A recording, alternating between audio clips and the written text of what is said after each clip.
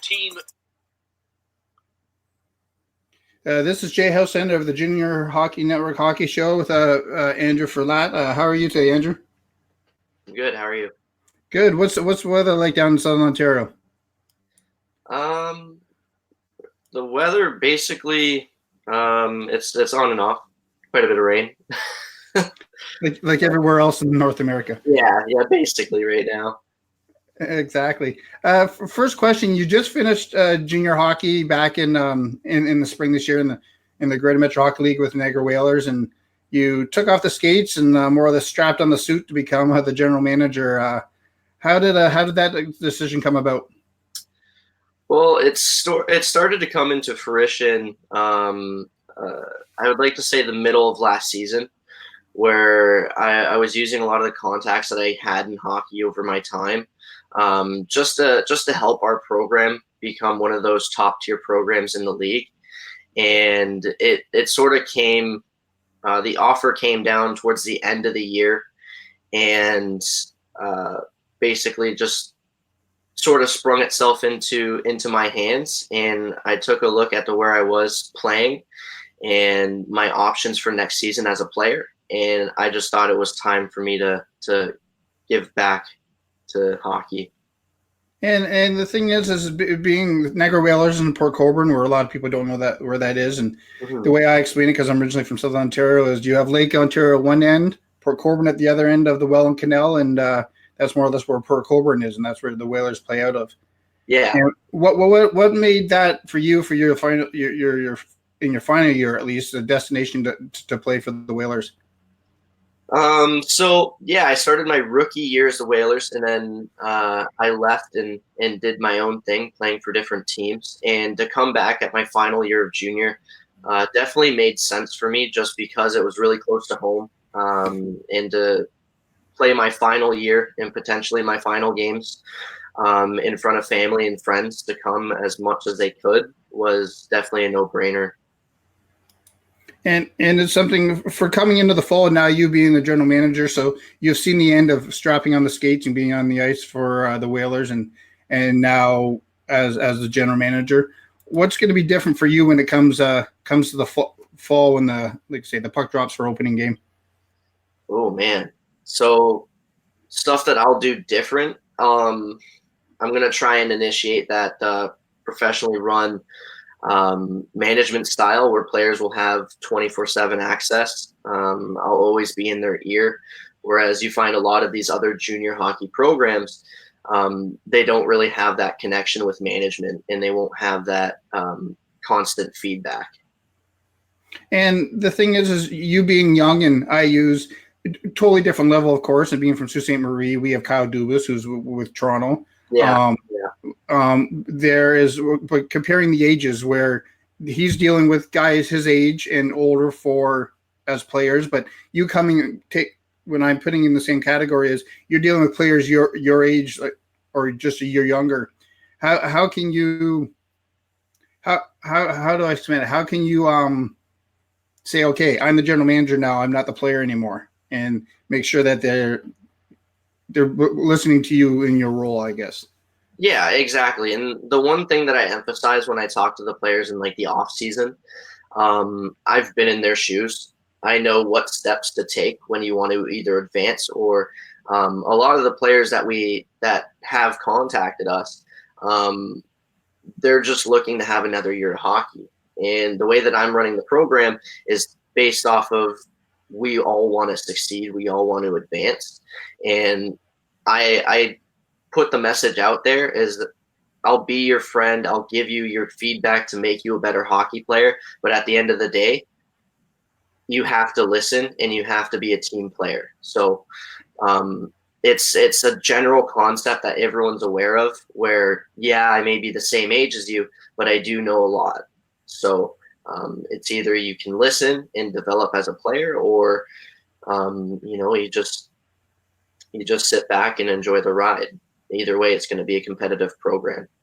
And that talks about, I was down to one of your games, the Niagara Whalers. You weren't on the team 2 years ago, or like 2 seasons ago, but I was there talking to Terry Masterson, your the coach, Yeah. And we were reminiscing. I'm 49 years old, and he actually coached against my father when Niagara Falls Canucks were around, so before you were even born.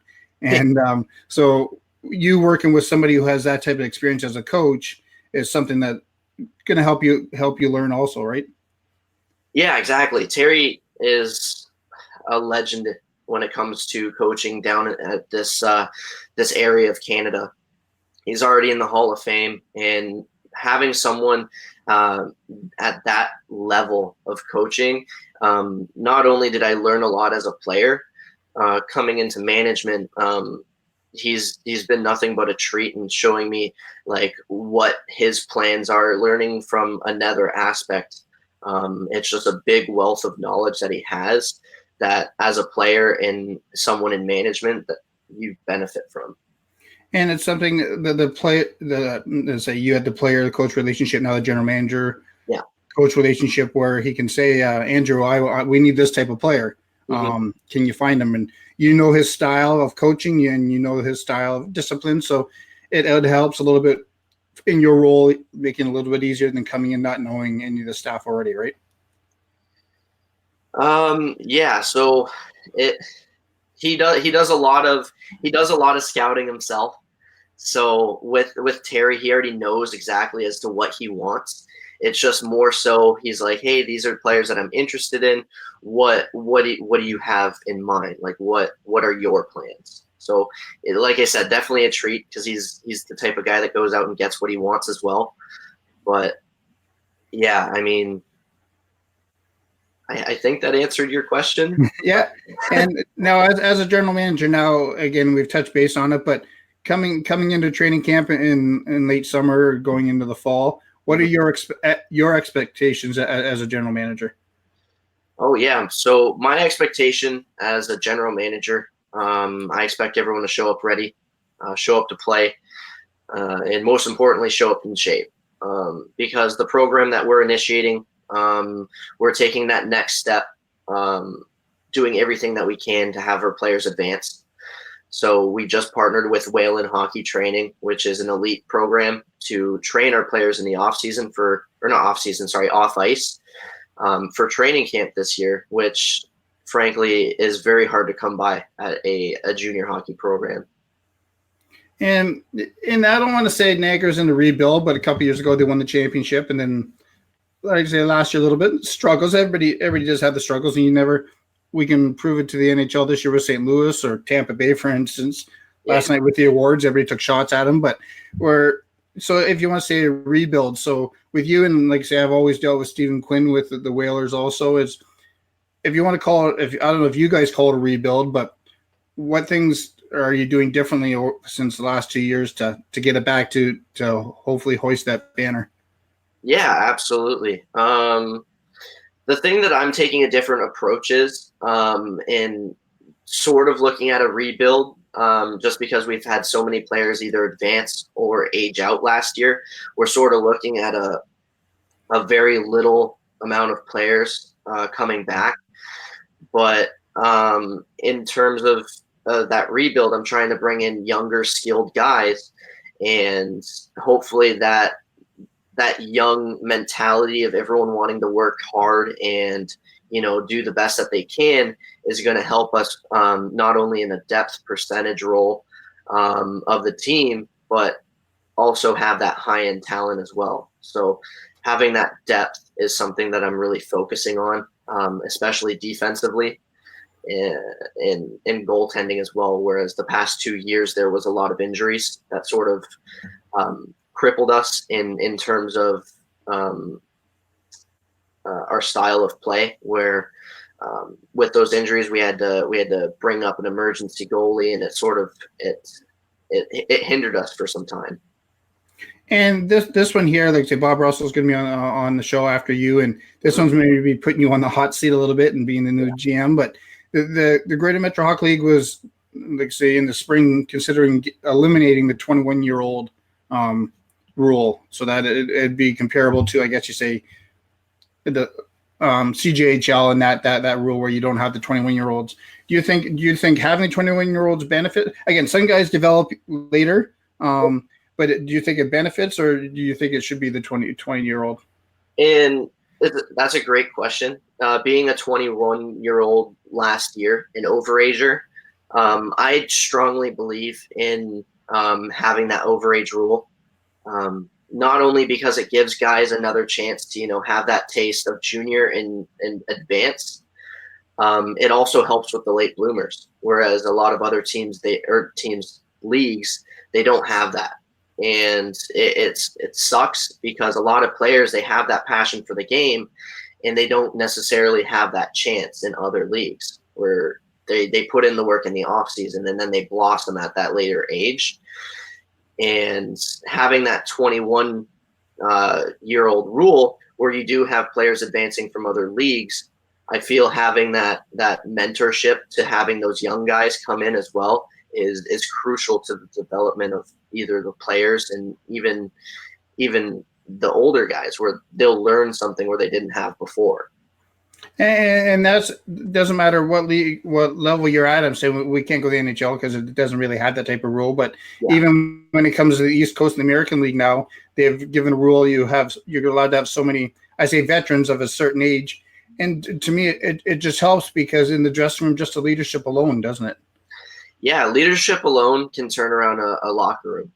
So let's say you guys, for an example, even for us last year, we went on a losing streak. Our key leaders, they really turned their hat forward and put everyone on their backs. Having that leadership and that experience of those previous four years of junior is awesome. Like, really helps people that don't really have that mentality to flip the switch and turn a negative situation into a positive. And it's something we go back with. Again, I know I've known Terry now probably 40 years, and it's something where his style and everything else is. And I'm saying he demands a lot, but when he has those veterans in the dressing room and his style of coaching, he can rely on the veterans a little bit more to get the dressing room going too, right? Yeah, absolutely. And Terry being a player's coach, everyone wants to play for him. And regardless of having a bad game or not, he still relies on the veterans, take everyone under their wing and, focus. Like, have a bad game. It's okay. Practice hard. We'll get them the next time we face them, or we'll turn around and show everyone that we're a team to be reckoned with. So, Terry does lean on our veterans to, steer the ship. And it's a struggle everywhere now, like you say, because you're competing against so many different other events, and you being down in the Niagara region, so you have so much going on. Niagara Falls just down the road, and you have the Niagara Ice Dogs just around the corner. The Falcons, like when it comes to hockey, and like I say, Niagara Falls and the GO. Now, as a general manager, probably some of your roles is probably also try to help get fans in the building. Is how do you attract the people to come to watch Whaler games? Yeah, in past years, we've started to develop that program to be more prominent among those more touted names that have been there longer. Our attendance have been a lot higher, and the Whalers being a championship team a couple of years ago, it definitely helped. The more community outreach, which we're trying to do this year. Like, we're having a family fun night that's being held by St. John Bosco in Port Colborne. With it being in the off season, not having a lot of those local guys, a lot of people, we are having people that are signed come in and do some community outreach. So definitely to help with attendance this year is to be more hands-on in the community.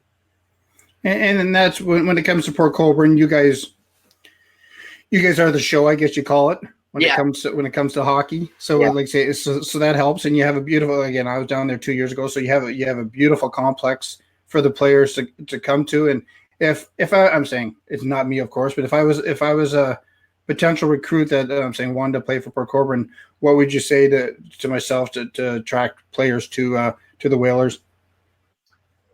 Like if the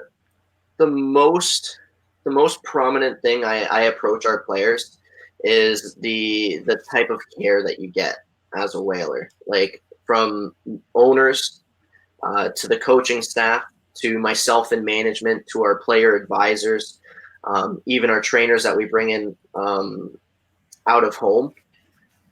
We give you the best care that we can. We want you to succeed. We understand that there's a process.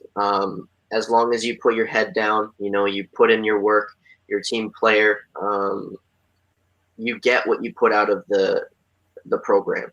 So, whereas a lot of other programs, they have the rosters in mind. They have the players that they're looking for. Whereas everyone that we bring in, we understand that there's a process. And like I said, you get what you put out. So if you're there to succeed, you will succeed. That's something that we are very, very confident in our program.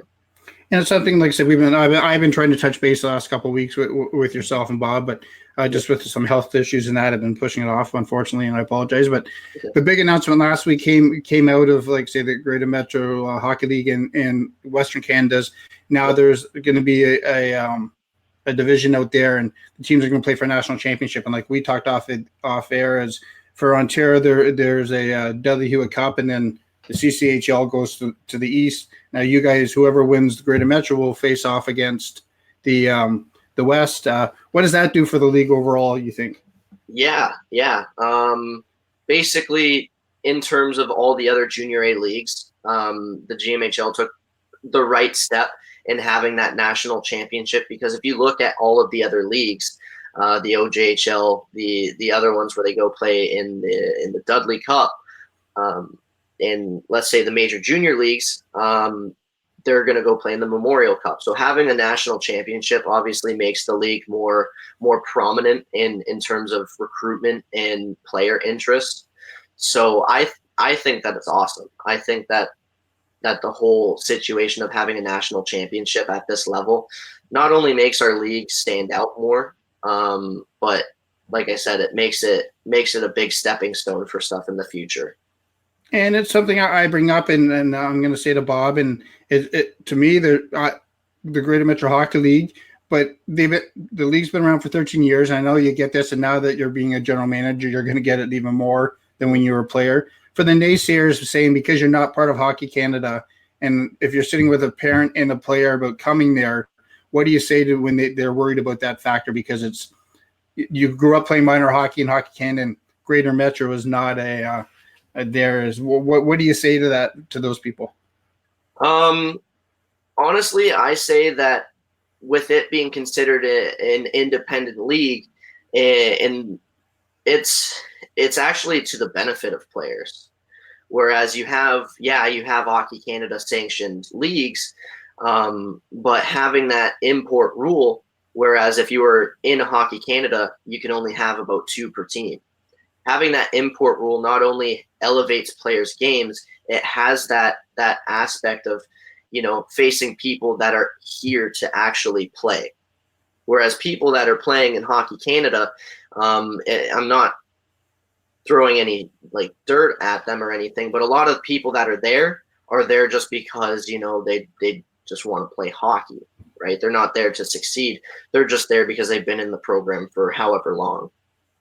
And it's something, and when I talk about, I guess, being the devil's advocate of saying that, is maybe 2006 when the league started, people shook their head, and maybe for the first 5 years, people go, okay, it's again 2006. You were what, 8 years old, But the thing is for 5 years or so, yeah, they were the outlaw league or the Greater Metro this, but I use Bob and the owners that are around have proven to the hockey community that Greater Metro is here to stay, and it's a league to play in. And the prime example with the Whalers is, I use Brock University being, like, say, you're at Niagara College, but Brock University being the closest university with the CIS team.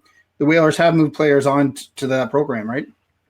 Yeah, so that's a good point. Having as many hockey teams available in the Niagara region, it definitely makes it hard for a team that was considered an independent league and sort of frowned upon. But having this league and having it develop and basically bring its name out as much as it has, having those teams like at Brock University, players that come there might not necessarily make the club team and everything, but it definitely helps having players come in from there. And that's an example I use. We're based out of Sault Ste. Marie here, and Elliott Lake, for instance, the Wildcats, part of the NOJHL up here, they just signed 2 players from the London Lakers. So it's something. It's not always has to be a 21-year-old who's a late bloomer. It's something a player might not have got a break down there at 17, 18 years old, and they hit the ice and play somewhere else to advance their hockey career, right? Yeah, exactly. And that's a good point, because a lot of the teams don't necessarily give the chance to those younger players, which it is a shame, because I have been speaking to a lot of 16-year-olds as well, where necessarily in junior B, they can only take on 2.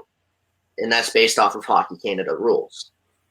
So with that being said, definitely having the Whalers as an option is a huge benefit for them, because they have that junior hockey experience at the same, if not higher level. And I use with you, again, your age, but if I use an 18-year-old, if he comes to you after you've developed him for a year or 2, and so Andrew, I want to move on to the OJ, or it doesn't matter where, before getting ready for school, if he goes on to play school, if not just for school. Yeah. As a general manager, as an 18-year-old comes and says, I want to move on because of this. You've helped me for 2 years. What do you say to a player in that situation? Well, absolutely. And that's something that I bring up with a lot of our players, where we bring in as young. We're here to develop you. And if you feel like the next step is this position, we give you the best of luck. There's no bad blood or anything like that. We, like I said from the get-go, we want our players to succeed, and we support every decision that they make.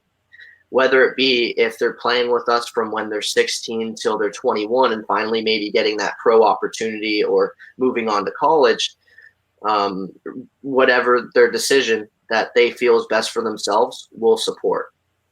And when it comes to being now a general manager, and how tough will it be? And we talked about opening night, but how tough will it be is not having the skates on? Again, you can't play because of age, but how tough is it going to be of not strapping the skates on and now probably showing up still in a suit, but you're not taking that suit off in the dressing room? You're in the stands or in the press box.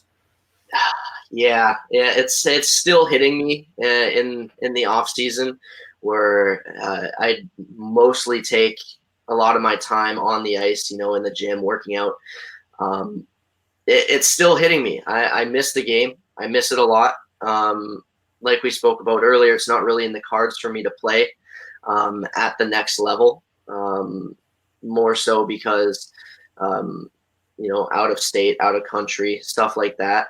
It won't suit what I want, but that it does hit hard. I'm gonna miss the game playing at that elite level, and it does suck, but it's time for me to give back. And now you say you're in school for police foundations in Niagara College, and you say you're used to hitting the gym and working out and stuff like that, and now that you don't have to strap on the skates, how are you staying motivated to at least, I guess, stay in shape when again, you're not playing it every day? You're being the GM now, but it's something that has changed the lifestyle. You're growing up, I guess we say. Yeah. And that's the thing that a lot of hockey players will come to see when it comes to, stepping away from the game. You will miss it. It's just whether or not you decide when you're going to give back to it, because everyone wants to play for as long as they can, but when that time comes, they want to give back. And like you said, finding that motivation to do something else. Management is one of them, and growing up is one of them. So pursuing a career is next. And that's a prime example. And I'll use in Sault Ste. Marie, we've had a lot of players go on from the Greyhounds to play pro. The example I use is Jeremy Stevenson. He played in the NHL, many stops, like you say, in Anaheim and Nashville and a few others. And his son is preparing for the draft, for the NHL draft next week.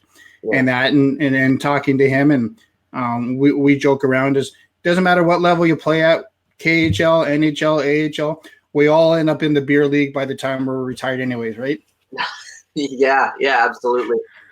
Yeah, so it's something like I say, we might play at different levels all the way through. Like the biggest thing, no matter what league, if it's independent league, Hockey Canada, AAU, it's to develop the kids is the biggest thing that we got to remember, right? Yeah, absolutely. Because from a management perspective, I know everyone's playing because they love the game and they wanna do the best thing that they can for themselves. And yeah, absolutely.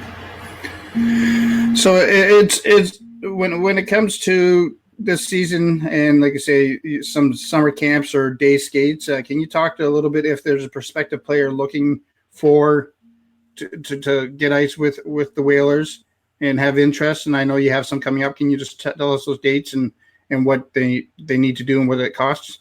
Yeah, absolutely. So with the Niagara Whalers, we have the benefit of having the border so close and having that home rink as well. We're starting to have skates held at our home rink.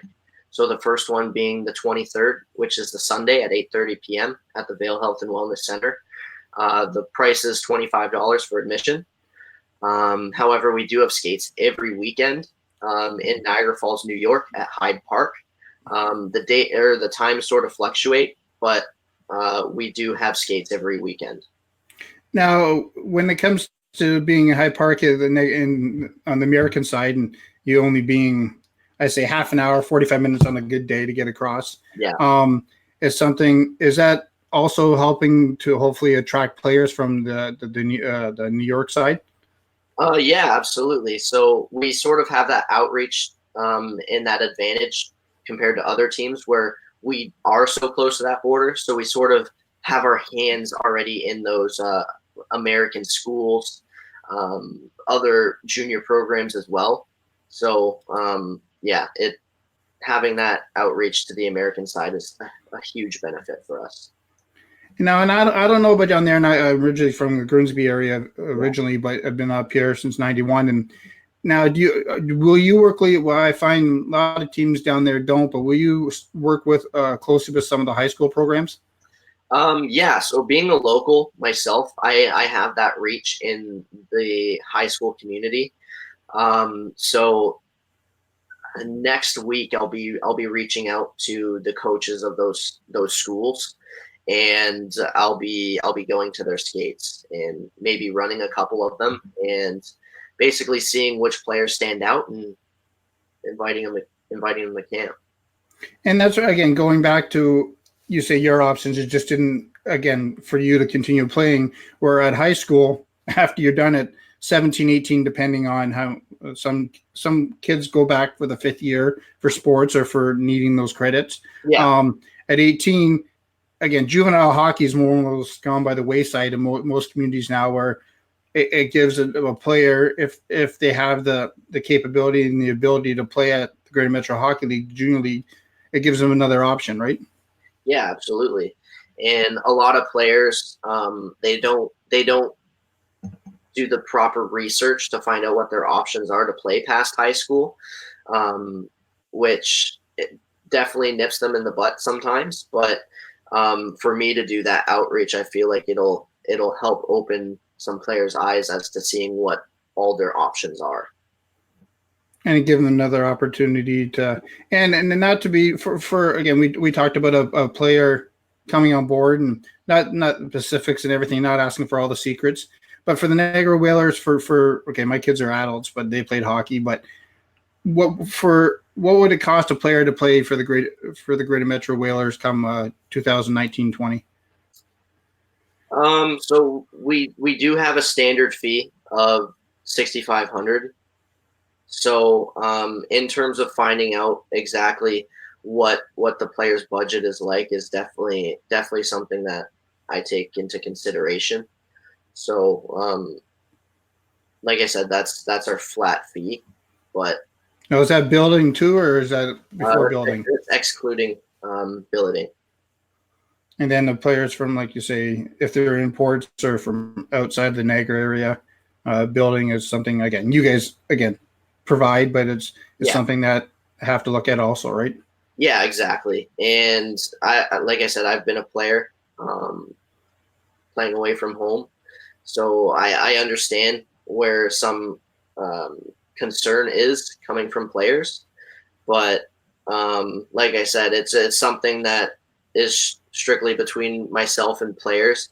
Where if they have any concerns in terms of where their budget lies, then I'll be happy to help and find a way to get them here. Because I don't want money being a factor to having some people not play, because everyone deserves to have that chance. And with the Whaler program, they'll see as to exactly why it's a top tier program, not only in the GMHL but in other junior leagues as well. And that's the biggest thing. And then when it comes to, I use the kids who are out of town. If it's a 16-year-old, 17-year-old, even your age last year, 21, okay, you're local, but that bill of families is a second family, and it's something I'm going way back. We used to bill at players when I lived in Southern Ontario. It becomes a second family, and it's something that it affects life after hockey with living with that family, right? Yeah, absolutely. You basically get that second family away from home. And with me, I've billeted before. I've had people billet with me, and it helps grow that lifelong bond, not only with either teammates. If you're having teammates billet with you, you have, like I said, or like you said, another family, and you always have that door open. Like with players that I've billeted, they still come and visit, and they've overaged like 2 years ago. So having that lifelong friendship is definitely a big factor to having people come billet for sure.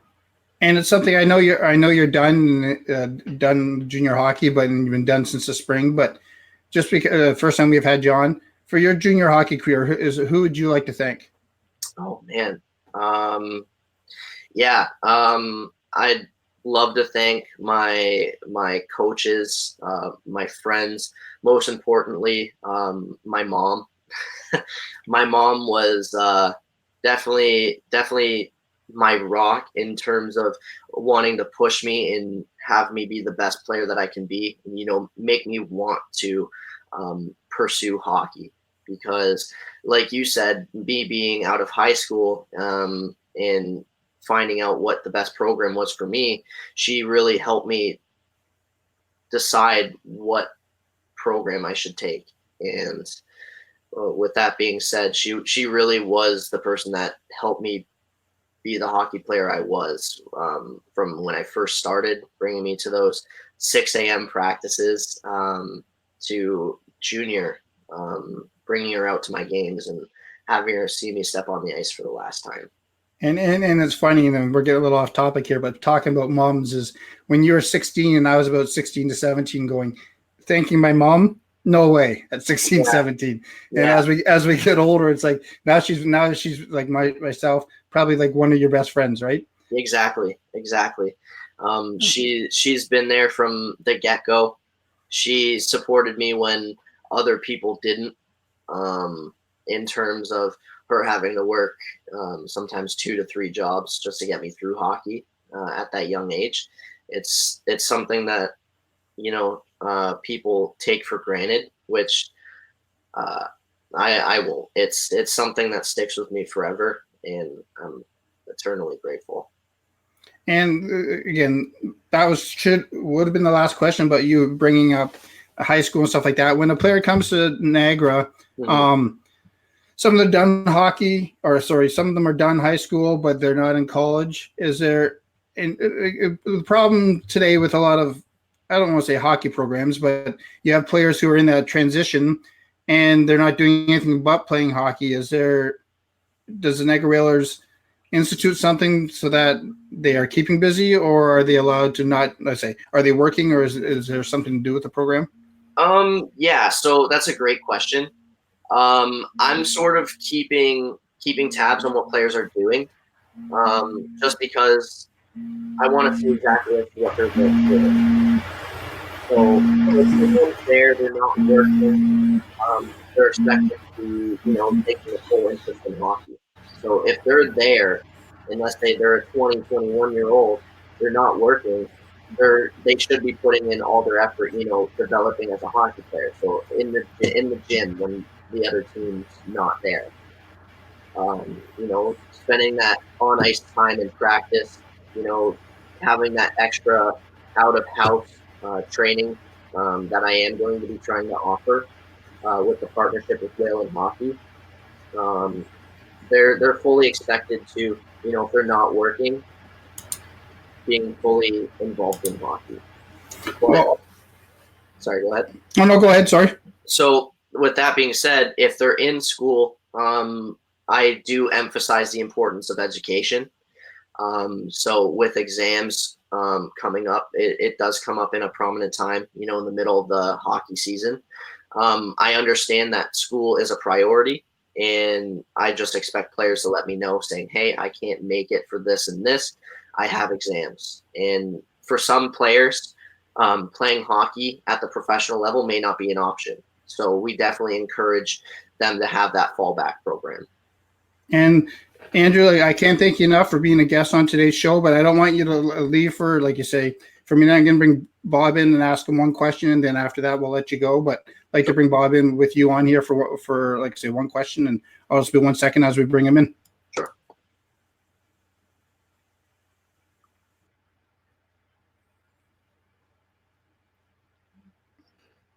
How are you today, Bob? I'm good, Jay. Hope you're feeling a little better.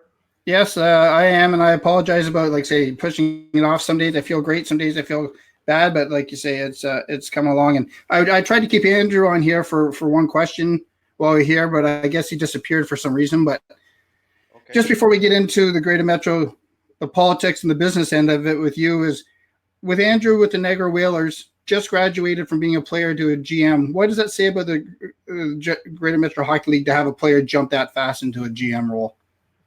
Well, you don't see that happen too often because he's still pretty young. Andrew's, I think, only 21, 22 years old, but it's good to see. I mean, he obviously believes in our product, and he's probably done well there in the Niagara system, and good for him.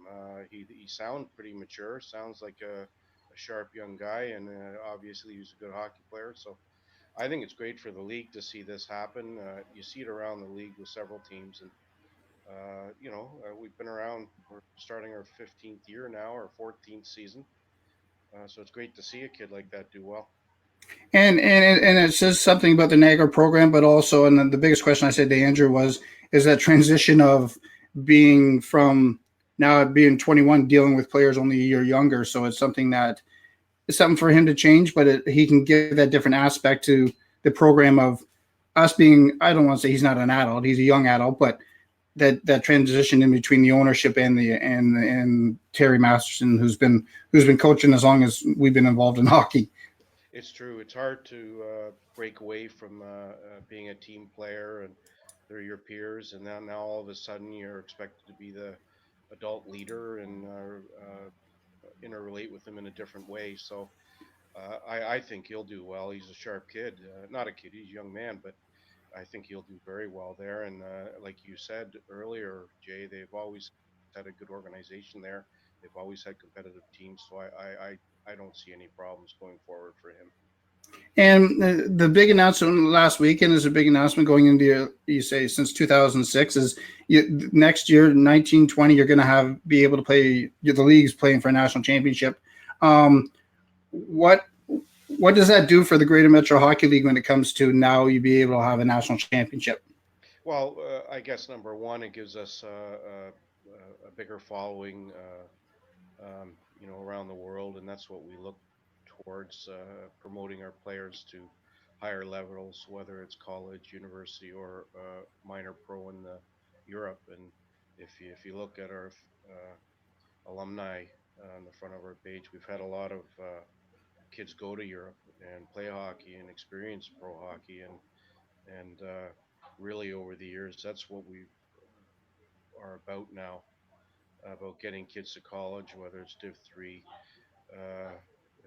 which is a very high level of hockey. You get an education and a great life for a few years you'll never forget, or go and have the experience of playing pro hockey in Europe. That's what we hope to do here, and this will give us a bigger perspective, more following, and probably more opportunities for our players.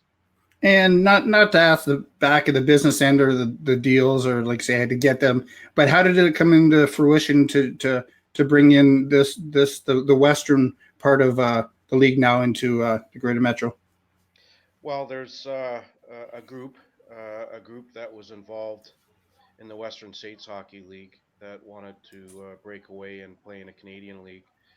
And the group is the Western Provincial Hockey Academy, and they've approached us some time ago, and we've been discussing this for a while now. And Derek Prue is the head of their group, and Jamil Sawani is their attorney. And we've been talking for a while now. We've been discussing this for 5 or 6 years with groups out west, and finally we came up with a group that really did believe in our rules, our governance, how we do things here, and maybe even our vision where we want to go. And we found a lot of similarities between the two groups, and we decided to be them to be a division within our league, and it's going to start this fall. And this question here we could probably talk for hours on, but since 2006 to 2019, what have you seen changed in the Greater Metro over time? Well, our mandate has changed for one thing, is along with the skill level. I think when we started, we called it a junior A league, and it was one of our concerns that we had several teams that weren't at a junior A level, and yet we were calling it junior A, and that was a concern we had. So we had to work hard on that for a few years. And I look at our league now in our northern division, the all 11 teams are strong. Even Ottawa, which is only a second year team, they're a lot stronger this year. So, and our South Division, which is relatively new, about 7 years, and our South Division has come along strongly. We've got 6 or 7 very strong teams in the South, and several other teams that have gotten stronger each year. And that's what it takes. If you've got good management, good ownership, and strong fiscal backing, you have to have that in this industry. A lot of people just think of the hockey side of things, but you have to have a strong business model and business plan as well. And if you have that, the league's going to get stronger every year. And I think that's what's happened over the years. And then that's something, not just when you talk about the business end, not just the Greater Metro, but overall in hockey today at this level, 16 to 21-year-old level, is if you have to have the hockey end, but the business end to have a successful program. And if you don't have that, it's not just in the Greater Metro. It doesn't matter where. It's not the team or the league's not going to succeed, right? That's true, Jay. We've had in the past a couple of ex NHL players have teams in our league, and it didn't work out. You got to have the hockey background, the hockey knowledge and experience, of course. But if you don't have the business acumen, you're not going to succeed, and you need both to survive. And we first few years of the league, we had our tough years, our tough seasons, both financially and with the talent we were bringing in.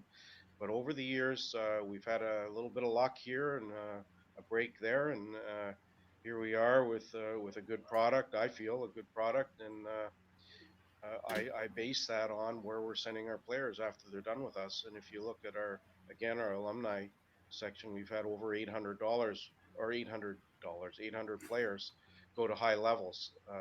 If you look at the site, it's not updated from last year yet, and it's going to take us well over 850 that have gone to pro and to college ranks out of our league. And in a lot of cases, Jay, these players, when they were 20 years old, weren't sure what they were going to do the following year.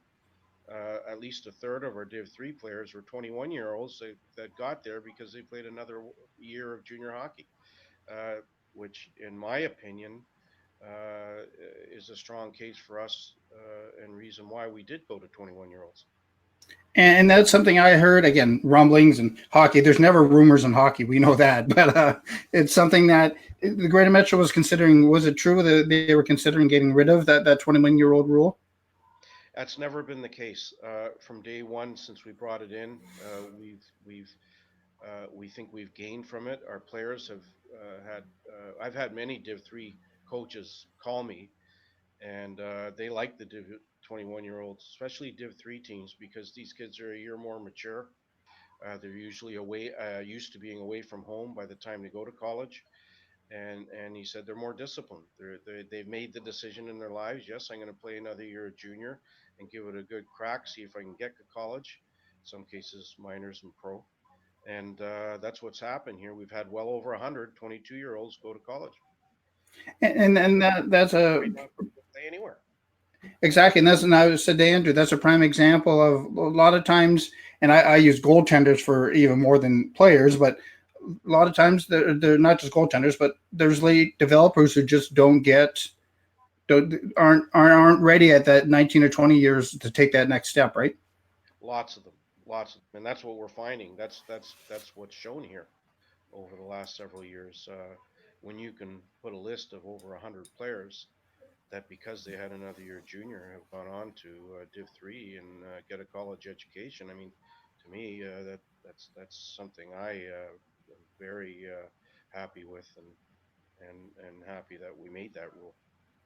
And I talked to Andrew being a coach and being a GM, but when it comes to the Greater Metro Hockey League overall, there's a lot of coaches that have taken the next step and gone on places. So a lot of times, I know hockey, we talk about we're here to promote the kids and hopefully get them at the next level. But Greater Metro's also helped coaches get to the next level too, hasn't it? It has. We've had several coaches go through our programs here, various programs go on to coach pro. Johan Lundskog's a good example. He's coaching in Div 1 in Sweden now. We have a coach in our league now, Rick Jackman, ex Stanley Cup winner with Anaheim, and he's entertained several offers this year to go on and move up the ladder, so to speak, to other organizations. And I don't know if he's taken any of the positions yet, but it's good to see. And around the league, we're seeing that here and there, and that's again, it's not just for players; it's for staff as well. To see them do well is something that excites us. And it's something you say. It's funny about Rick is I'm based in Sault Ste. Marie, and he played his junior hockey here in Sault Ste. Marie. So it's something Yes. I've watched him grow, and I'm in contact with him. The power of social media, and he's done well himself as a player and now as a coach to help give back to the hockey world. Absolutely. And I followed Rick for a lot of years as well. I played for Sudbury Wolves years back, and we always had a big rivalry back then. I don't know if it's still the same, but back Oh then, yes, Sudbury and the Sioux, I mean, when we had a game with them, both rinks were always packed, and they were always an exciting game. And I know when Rick played there, he enjoyed it, and I've often talked to him about his Sault Ste. Marie days. and it's something again with his experience and everything about giving back to hockey. It's he's giving back and helping these kids get hopefully the next level. And sometimes, like Andrew said, it's not always. He's realizing now it's not always hockey. It's just giving back to help with them for the next step in life, right? Absolutely. I mean, we've had many kids come to a town in our league, and they end up meeting a girl and getting married to them. I mean, it branches off in so many different successful ways and endeavors. It's fun watching this happen over the years, and yeah, there's many different ways you can benefit from getting a good experience as a an older teenager and young adult. Now, do you classify yourself as the commissioner or the owner of the league? I classify myself as president of the league. Ken Gerard is commissioner of the league. He has been from day one. I was the founder and president, still am, and that's what I enjoy. And that's something when it comes to you say when you say about the kids moving on or meeting a girl and getting married and let's say moving on in life, it's something that's just satisfying alone. Is and then I talked yesterday with a hockey coach and even Andrew is 10 years from now, if a player knows who you are, being president or whatever else, and says, "I can't thank you enough for what you've done for me," and because of my hockey, that's self-satisfying, isn't it? That's for me. It is. I mean, I'm older now, and my best years are behind me when it comes to business, probably, and other things as well. And it's just it's rewarding to sit back and see some of the kids how well they've done, and not only the kids, some of the franchise holders, some of the owners of teams to see how well they've done. And we've got a new team in our league now, Ville Marie Pirates, and to see how successful they've been and how well they're promoting hockey in their community and how well the kids are doing there. It's just exciting all around. And that's I use it to, I guess, give yourself a pat on the back is not that you do, but is showing that the Greater Metro is doing something right for these kids and for these programs, right? Well, I look at it. We've just been fortunate enough to have some good people come on board, and that's why we've done well. I mean, you got to have a bit of luck in anything you get involved with, I guess, Jay. And I've had some luck here, and but more than that, I've had a great commissioner, a great referee in chief, in Al Zimmer, and also some real good owners that really believed in what we were doing. It's not so much me as those people around us, especially Ken Gerard, our commissioner, that have caused us to do well over the years. And yeah, it's just nice now to see it expanding off. We have groups in other areas of the country too that have approached us, and we'll see what happens. We really don't have to grow in terms of number of teams anymore. So what we're looking more now is who is the owner. Is it a strong group? Will they run a good program? Will they really help kids? That'll help our league, reputation of our league. Can they help kids and get them off to college or to pro? If we think they can do that, well, yeah, we'll expand, and maybe Maritimes. We've talked to a group there, and we'll see what happens. If we do grow, it might be a small division out there. We'll see. And that's something, and not to bring it up, but for the first couple of years, you guys were the outlaw league, if you want to say that. And I to know. me, that's gone by the wayside. Maybe 2006 to 2009, 10, yeah, you could say that because that's what people looked at. But now being around 14 years, it's something. It shows that the Greater Metro is another option for players to play today, right? True, and we're sanctioned, and we're a sanctioning body, and I've talked to pretty well every owner in the provincial junior A league and northern junior A hockey leagues, and they like a lot about our program. They like our business model, and some hockey guy to hockey guy and hockey owner to hockey owner. I mean, I think we have a lot of respect through Hockey Canada. Their rules are their rules, and they have to follow them. It doesn't mean the hockey people don't appreciate what's going out there in the hockey markets like ours. And like I said to Andrew, and I use example of being based in Sault Ste. Marie is, for instance, Elliot Lake just signed two London Lakers this week. So it look, and it doesn't mean if the kids were younger or why they're not staying in London or whatever, but they do move on to other leagues, and it's the same as when I go back and I said to Andrew, is the biggest thing about your league is at 20, and we touch base on it about they might need that extra, so it's full circle. Yeah, you look at a lot of the junior leagues, and over the years, you'll find that if it's a good hockey organization, tier two, you'll find five kids move on to a higher level on average if it's a good program. Every now and then you get a real good program that even gets more than that up to higher levels. But if you go through the provincial league, the northern league, the central league, in our league as well, you'll find that if you're looking for a team to play on, look to see where their players are going and look at the organizations. If they're sending five or six kids a year to high levels, you're getting involved in a good established program that's probably going to be successful for you if you work hard. And that's the biggest thing. And I said Andrew, what he has to, I guess, mentality to switch from the player to the general manager is the biggest thing now is, and I'm not saying us, but I use overalls. Yeah, He's a young adult, but us as being around for a few more years in junior hockey is some people we forget about. It's about the kids and getting them to the next level, right? that's what you're judged on, and that's what I think you should be judged on. And if you're doing that part of the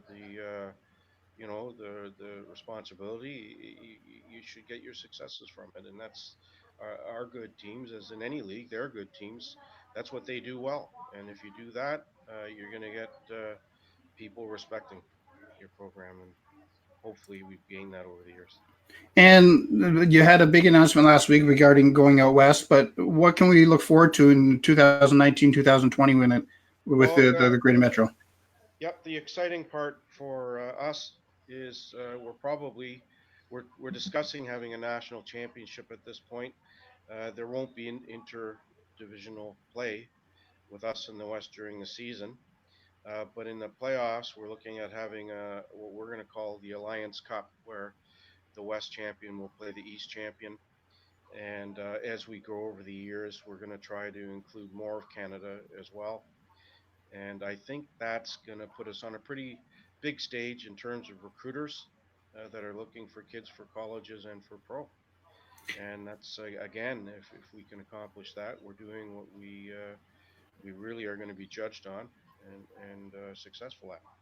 And being, I guess, the devil's advocate here is when it comes to the owner's point of view is how is it probably receptive quite excitedly about a national championship, but about that cost about having to now will it be so many games here there, or is it going to be one site for the whole thing, or It'll be one site each year. For example, if again, this is being discussed with our board members and with our owners right now, and nothing's been approved yet. So we're still discussing this. But the ideas that are going around the table now is that the first year it might be in the East because the East has a lot of teams and the West only has four the first year, four, five, or six teams. Right now they have four. But what will happen is the group as a whole, the 26 or 28 teams, will all share in that expense so that you're motivated to win a championship. What I've seen around the hockey world, and it's one of those things you don't like to talk about, but I've seen teams reach playoffs and not want to win because it costs the owner more money each round. You know it, you've heard it, Jay, and it's one of those things not spoken about. But the truth is, if you go across the country, look at all the junior A leagues. If you're not motivated to win a championship, no one's going to tell me they're doing the right thing. And we're trying to do that here. And whoever makes the playoffs here, we want them to be motivated to move on and to win each round. So this will help it. You might have a smaller center that doesn't have a lot of money, but if the whole group pays for the championship and for their travel and for their flights or bus ride, whatever it is, this will motivate each team to win. and as the ownership now, and if any new ownership come in and they know that, and it's a motivating factor to put that championship team on the ice, right? Absolutely, and every team should want to win every round they play in junior A hockey. And it's funny. I've been involved since I was I guess 15 years old in junior hockey, and so 50 years. And I've seen teams over the years. The business model is different now, and I've seen teams over the years actually not want to win once they get to the first round of playoffs, and that's terrible. I mean, what's that mean for the kids on that team if you have an owner that doesn't want to win? And I've seen that in all the leagues. And we have to change that. We have to have that winning spirit again, where all teams want to win and they benefit by doing it. And I use as an example as I say a mutual friend is we'll use Ryan Leonard started his junior program in the Greater Metro, in Elliott Lake, hoisted the Russell Cup in Elliott Lake, and then not this year, the previous year in the NO hoisted it when it comes to that level of championship, and it's something bringing kids to whatever program, no matter what level, what league. It's again back to the kids, but to have that, to have that ring and have that championship is just icing on the cake when it comes to your hockey career, isn't it? It is. It's something you never forget. Again, you get a ring. You'll have that thing your whole life, and you always have good memories of it. I don't think I've ever really been involved in a major championship when I was a young teenager. Wish I had it been. If I ever had a ring, I'd still have it. I'm sure of that. And all these kids in our league that win a championship get a ring, and they'll have it their whole lives. And it's nice to see that a tribute to working so hard, and that's all the leagues. The North, I followed Ryan Leonard. He's done very well up there. Still talk to him every now and then, and it's good to see that league's doing well and that he's doing well. And going back again, players going both ways when it comes to coming Greater Metro to that league or back, and that's going back at this level. 2000 in 2006. Do you think this is where the Greater Metro would have been 14 years later? I did. I thought we'd do well. I had a lot of. We had a team in the provincial junior A league called the Thornhill Rattlers, and there were a lot of like-minded owners out there that thought the business model they were involved with didn't work. The same in the north. Uh, and even out west, teams I deal with out there, and you know, I know there's been discussions at meetings, Hockey Canada meetings, about how we do things, and they don't disrespect us. I mean, their rules are their rules. They can't play in our league if they play in their league that same season, and we respect that. But let's face it, it's hard to make a successful business in Tier Two junior A hockey nowadays. Let's face that; it's the truth. And how many? It doesn't matter. I use BCHL. We'll use that totally separate. Yeah. Other than that, it doesn't matter what league it is. Hockey Canada, yourself, CPJHL, whatever else. Majority of the owners aren't in it. Excuse me, aren't in it to make money, right? No. If you own a junior A team, you're really not in it for your team to make money, but you're not in it to lose tens of thousands either. And that's been the problem over the last few decades. That's what's ended up happening here. And now I know when I owned the team in the provincial junior A league, that was 2001 to 2004, I believe. Um, there were 34 teams in the league that year. 17 of them had dads with kids on the team. So the whole motivation behind owning teams has changed over the years. You go back to the 60s and 70s when I was watching Tier 2 a lot as a young man, it was completely different. Every rink was packed. It was an event in every community that had a Tier 2 team. And you, Jay, and I have both seen this change over the years where you can go in to a junior A game and see 100 people at a game. You don't get the six, seven, 800 people very often anymore, and so there has to be other ways to make this work. And all the teams talk about these things, and I know there's a lot of respect from our league owners to other tier two leagues in the country and province, and I think it's the same way back. And I use when it comes to yourself and your group when it comes to helping like the president, the commissioner, everything else is when you're putting a team into a community. I find the nice thing about the Greater Metro is I when I talk to Andrew, yes, you have a bunch of teams around Niagara compared to Port Colborne, but you don't really have teams in big cities where they're competing against other Yeah. teams or other leagues, right? Well, we found they're the towns that are more successful.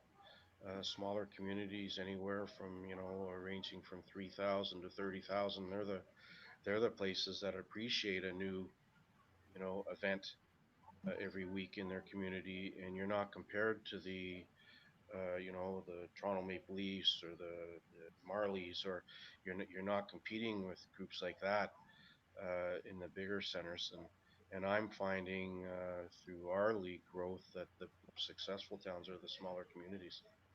They relate more to the players and the teams and the events. And when it comes to the players are the talk of the town, right? When you get those smaller towns, they walk into we say Tim Hortons because every town has Tim Hortons, but that's Andrew Ferlatte or that's like whoever is it's they know the kids, not just the kids, but the I use the seniors who are sitting there having coffee. They know them because Friday or Saturday night is we go and watch them and they're the stars of the towns that you're in, right? That's right. I mean, our league, two of the more successful teams, Ville Marie, Niagara's successful, Temiskaming. These are all small communities that draw very well and have a lot of support locally. And I look at Temiskaming's population. I don't think the town has more than 2,000 people. Ville Marie's very similar, uh, and yet they'll get 1,000 people at a game. So it's these small communities embrace the players, like you said. They know them locally, but they see them in the community, and the tier two model, the business model, has changed over the years, and they're the teams that are more successful. And I use when it comes to rivalry, I guess you say that Temiskaming Val Marie is it would just worked out great for the league because of the rivalry up there. I say if you want to call it Northern Ontario, so and Quebec, Yeah, it's something that it's worked. It's done very well for the league and for the two teams, right? that may be one of the best rivalries in the league, in our league, and it's always exciting to see those two go head to head. And we've had other good rivalries in the league. We still do, but that might be the best one going right now. Yeah, and it's unfortunate. And I don't want to say it's unfortunate to the South Division, but they're in the same division, so you don't ever see them in the final together. But you can see them in the division final, but not the league final, right? Well, no, the winner of the South plays the winner of the North, and this year it was St. George, another small community that gets a lot of good support. St. George was a very good team, but again, the South Division's a much younger division than their North. It's only in its seventh year, and the North is beginning its 14th. So it's just I would say the North overall is quite a bit stronger, but they do play for the Russell Cup Championship, and we'll continue that. And I don't know if you saw anything uh, in the finals in our league this year, Jay, but it was good hockey. It was good Yep. hockey, and our South is strong. It's not as quite as strong as the North yet. And that doesn't matter what league you're at when it comes from major midget to the NHL. It's like I say newer divisions or newer programs. It takes a little bit longer, but again, you use Niagara as a South Division as an example. St. George, They're both championship exceptions. wise. Yeah, both of them are exceptions. They were strong from day one, both those teams, and well managed, well, good owners, and do their stuff well. And we got several teams in the South that are like that. I'm just talking overall, comparing North to South. North might be a little stronger at this point, but you still got your real good teams in the South as well. And being the president coming, like I say, the official puck drop in September. Yeah. What gets you most excited about the starting of the season? This season, probably the addition of the Western group, uh, probably to see where that can go. Our teams or our owners are calling us now. You know, how are we going to deal with the championship? We're discussing different ways of running it, and we haven't even decided on exactly how it'll happen yet. But that's probably the most exciting thing this year for our league. Also, to see if our repeat champion Ville Marie will be a front runner again this year. They were a lot like they were last year. We'll see. Overall, probably the new group involved with us is the most exciting part. And if you say now, is that going to be? Is it going to be like North, South, West division? Is that how it's going to be? Or are they going to be separate? Or No, they're going to be right on our front page of our website standings, just like we have five provinces going to be involved if they get a team in BC that they're looking at right now. It hasn't happened yet, but we'll have four or five provinces involved. They'll all be in the front of our website as different divisions. And hopefully, we're going to play for a national championship our very first season. And yeah, it'll be good to see kids out west looking at the same website the kids in the east are. So I don't see any negatives here. and then the only I say it's advantage, but disadvantage it could be for you is that more traveling for you? Uh, yeah, it'll be a lot more for my commissioner,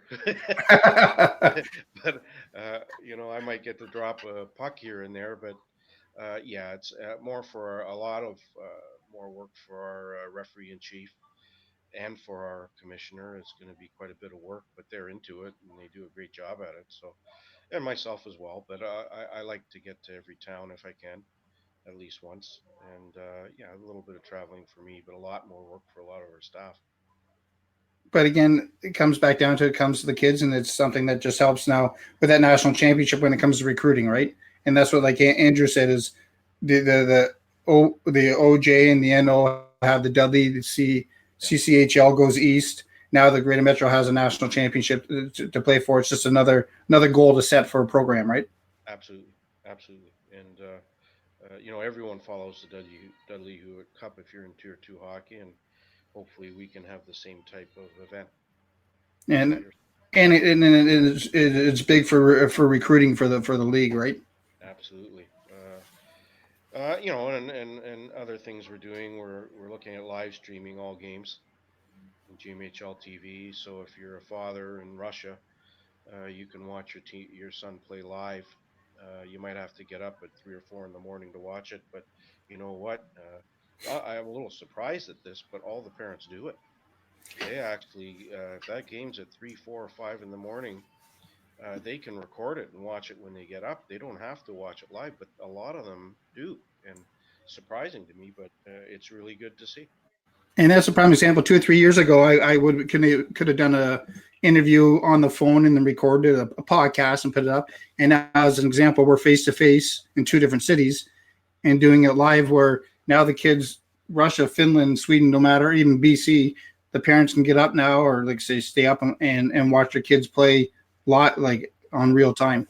Yeah, it's amazing where technology has taken us here in this hockey business, and but it is more inclusive to all people in the world the way this is going forward, and I know it's amazing to see how parents support their kids. My two boys both played junior A hockey, and I'm not sure I'd get up at 4 in the morning to watch a live stream game. I might, but I'm not sure of that. Maybe playoffs. But boy, oh boy, you get a lot of support from parents whose kids have moved away from home. And also on the other end, it also helps with recruiting when it comes to scouting. So for schools or now you say a lot of your imports go to like say overseas, but there are a lot of Canadians that from your league that go over and play. It's something now recruiting wise, the kids are getting more exposure so that those teams can see them without even needing to come to Canada to watch, right? Well, that's been happening already with colleges. They'll follow the teams in our league that have live stream, and they'll look at a player there. They'll often we get calls in the office about a player from a university, and they'll ask us, what the kids like, and we'll direct them over to the channel and say, watch them. The games are all recorded. They're all. You can go back and watch any game as well. So we'll pick. Say Elmira College, Aaron Saul is their head coach. Say Elmira College calls us and is interested in a player in Ville Marie. We'll say, okay, look at this game, and we'll take two of our best teams and say, have a look at that kid in that game. And then Aaron Saul has a real good perspective on what that kid can do. So it really does come in handy for the recruiters, especially Div 3 teams that don't have the big budgets to go and send recruiters to watch a kid. So this has really helped with Div 3. Minor leagues and pro, exactly the same in Europe. Exactly the same. Even the Southern League. We're getting coaches now that will want to look at a kid before he calls him down to a tryout, and this is what's going on. And I use not that I say all the rules or all the things are in place for the national championship and for that league, but will players be able to move unilaterally, or is that something that if you're playing in the north and south, you're staying in the north and south, and you're not being traded west? Being discussed right now, and we haven't come up with the answer to that. Good question, Jay, but that's already come up on a few of our calls with owners. Are we going to be able to trade back and forth? Well, we haven't decided that yet. This is something we're going through right now with our owners, and we're going to have a vote on it very shortly. But it's also like you say, and we know because say you being like say you're sanctioned being an independent league, where after the league starts they can't play Hockey Canada. But now we know for sure 4 teams, possibly 6. Yeah. It might give, and I'm just using myself or you. I'm saying we're not playing, but we like I say we've maybe played in the north or played in the south, and going, oh, if a kid again, you never want to hold a kid back, so now it gives a player maybe another chance somewhere out there to play also, right? It gives them another option. Yeah, absolutely. And things like protected players within our league. Again, this is another thing. Just like Hockey Canada, they have a way of protecting their players. We're going to have the same thing within our league, West and East. It's just we haven't come to the details on that yet. Um, so I can't really give you too many answers there. But yeah, this doesn't hurt the hockey market in any way. It's not saturated. It's not hurting any other teams. I don't believe in pirating teams. I know it happens. It happens. All leagues do it, where you're looking for players from other teams. It happens. I don't endorse it. I don't support that. I own a team in our league, the Rattlers, and I don't like our teams going to other tier two teams and pirating their players during the season. I don't believe in it, but many teams do it. So that's happening. But I guess to answer your question, yeah, the opportunities are much more for hockey players to get an extra year, 2 or 3 in training at a high level. I've always said if you're not on the first wave of hockey is a kid that's been drafted to major junior when he's 16, a kid that's been offered a Div 1 scholarship when he's 17. That's the first wave, in my opinion. If you're not on that first wave, shouldn't you still have an opportunity to go somewhere if you'll train hard? That's what we Exactly. that's what we hope we're offering here. Give the kid 4 practices a week, which is normal than standard 2 practices a week. Give them 4 if you can, and train them properly, develop them properly, and hopefully that extra year or two of training can get him to a higher level. And if you understand we're doing that, you understand basically my mandate behind the whole league. And, and it goes back is people who are involved in hockey understand it, but I'm saying most of them do, but the ones who don't, let's say, follow hockey that as much is not every kid is made for junior major junior hockey. Where some want to, again, for yours, it keeps the eligibility for a player to play as soon as you play major junior, and nothing wrong with it. We have the Sioux Greyhounds here or Sudbury, but we all know the rules. After so long, after attending a weekend, you can't Division 1 or you can't play at that level. Is True. with yours, some kids just aren't major junior. Like I say, might have the talent, but they're just not ready for that, right? They're not ready, or they might have made another decision. Yep. Let's go academic route, and there's nothing wrong with that at all, especially nowadays. Back when I played, if you weren't on the first wave, you weren't playing in the NHL. It just wasn't going to happen. When I played, there were only 2 Div 1 college graduates playing in the NHL when I played for Edmonton Oilers, and 2 in the whole league that had a degree from a university. Now, you're crazy if you don't go and try to get, if you can, if you're academically strong enough, why not go play Div 1, get a scholarship, and get a degree as well. Not to put down major junior hockey. In my mind, it's still the best under 20 hockey in the world.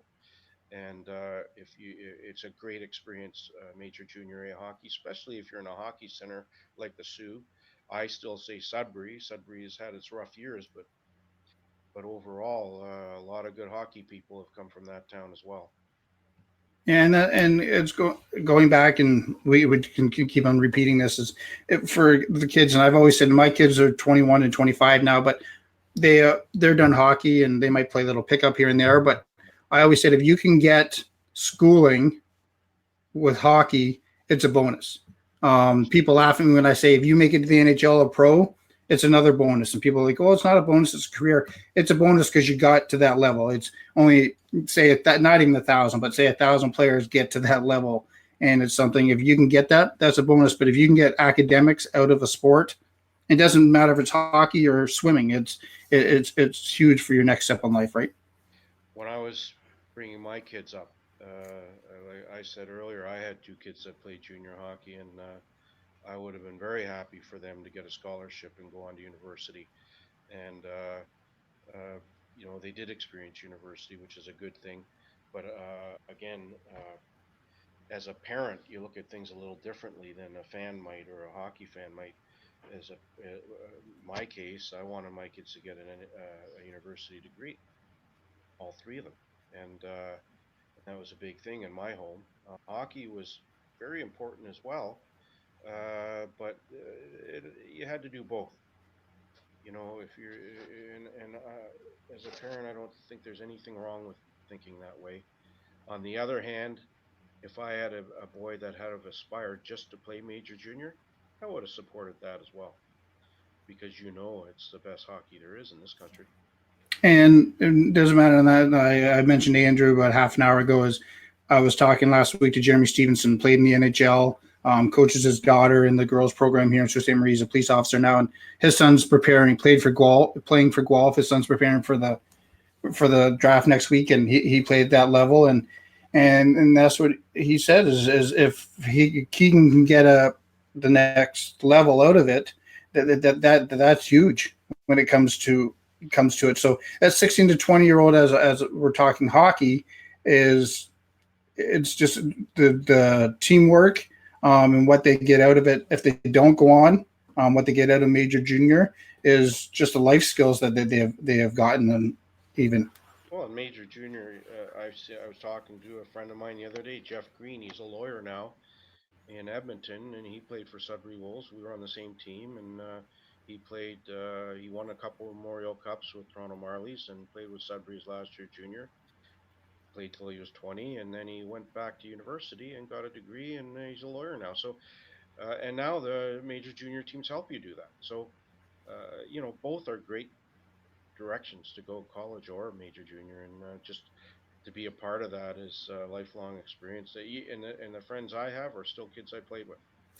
And when we go back, you say CIS or youth sport now when it comes across Canada, it's not too often, and it's not the Greater Metro, it's not the CGHL. Youth sport is hard to make now because of Major Junior. Again, as a school, when we're London Knights, Sioux Greyhounds, Sudbury says, I'm sending Bob Russell going to the school. They have a package. It's not like us as parents who are paying. That money's coming from a guaranteed source. That's right, and it works. Yeah. You get a kid. I know several that played full Major Junior careers, and then after Major Junior went back to Canadian colleges. Yeah, but I use the Greater Metro, and there are a lot of kids going to university or colleges at the same time as playing also. Absolutely. Why not? Yeah, and we're only young once, right, Bob? That's right. And Jay, you're looking good, by the way. Well, thank you very much. Healthy. Hopefully you do well here. And like I say, I'd like to sit down again at least, like I say, mid-season, if not start mid-season, because your season ends a little bit sooner than others. So I said mid-season going into Christmas and talk about how successful the league is and how the expansion's going.